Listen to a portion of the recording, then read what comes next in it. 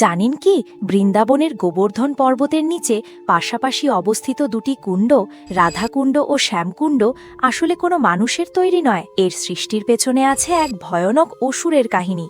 একদিন কংসের পাঠানো অরিষ্টাসুর নামের এক মায়াবী অসুর বিশাল এক ষাঁড়ের রূপ ধরে বৃন্দাবনে আক্রমণ করে। শ্রীকৃষ্ণ সেই ষাঁড়রূপী অসুরকে বধ করেন, কিন্তু রাধারানী এবং গোপীরা তখন কৃষ্ণকে স্পর্শ করতে অস্বীকার করেন। রাধা বলেন, হে কৃষ্ণ, অসুর হলেও সে ছিল ষাঁড়ের রূপে, তাই তুমি গো হত্যার পাপ করেছ।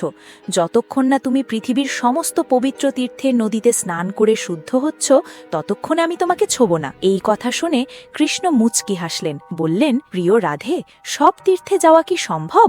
কৃষ্ণ তীর্থে না গিয়ে নিজের পায়ের গোড়ালি দিয়ে মাটিতে জোরে আঘাত করলেন। আর কি আশ্চর্য, নিমেষের মধ্যে পৃথিবীর সমস্ত পবিত্র নদী, গঙ্গা, যমুনা, সরস্বতী, নর্মদা সেখানে মূর্তিমতি হয়ে উপস্থিত হল এবং সেই গর্ত জলে ভরে গেল।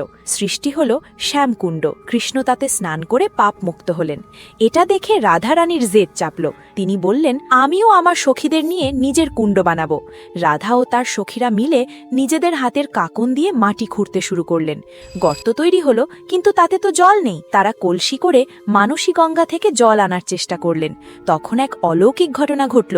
কৃষ্ণের বানানো শ্যামকুণ্ডের পবিত্র জলরাশি মূর্তিমতি হয়ে উঠে দাঁড়ালো এবং রাধারানীর কাছে হাত জোর করে প্রার্থনা করল, দেবী, আমাদের আপনার কুণ্ডে প্রবেশ করার অনুমতি দিন।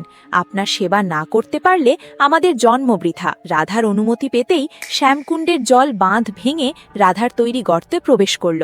কানায় কানায় ভরে উঠল রাধাকুণ্ড।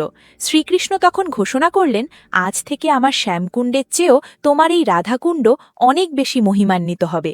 যে ভক্ত ভক্তিভরে এখানে স্নান করবে সে আমাকে লাভ করবে। আজও বিশ্বাস করা হয়, বৃন্দাবনের এই দুটি কুণ্ডের জল সাধারণ জল নয়, এটি সাক্ষাৎ প্রেম ও ভক্তির তরল রূপ। যদি সত্যিই রাধাকৃষ্ণের ওপর বিশ্বাস থাকে, তাহলে ভিডিওটি লাইক ও সাবস্ক্রাইব করুন আর কমেন্টে লিখুন, জয় রাধাকৃষ্ণ।